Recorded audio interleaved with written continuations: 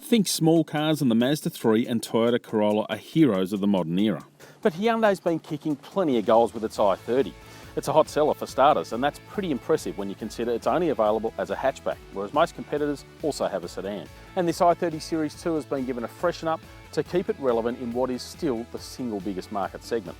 If you want a Hyundai small car, you've got to go for the Elantra, which is essentially the same car as the i30. The basic shape is unchanged, but a new grille, new wheels and some minor details help modernise it.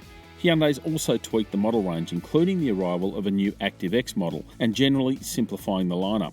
One decent change is the arrival of this SR model, which just makes it a little bit cheaper to get into the 2-litre engine versus the 1.8 in other i30s. It comes minus some of the fruit that previously made the i30 SR a bit expensive, leather seats for example. But these cloth seats are absolutely fine, and they sort of hug you okay as well.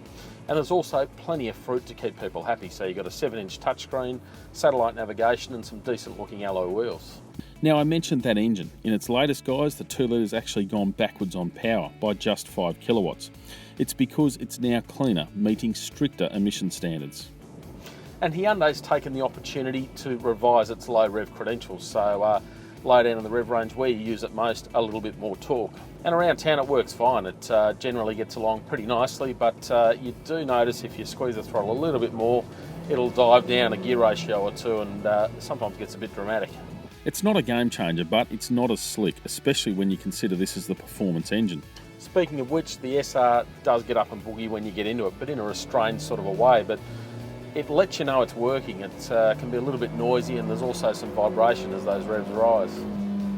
Still, the i30 is a relaxed companion around town, generally quiet and well behaved. And the 7-inch tyres also grip okay through the bends. But the i30 SR never feels like it's got much spark. Yeah, sure, that's no biggie if you're just tooling around town, and it does a decent job for that, but the SR is pitched as the sports model, and somehow I just expected a bit more zing, especially when you consider this car I'm in is 28 grand, not exactly cheap. Still, throw in a 5-year warranty and a long list of gear, and as far as reliable, well-sorted transport goes, you could do a heck of a lot worse.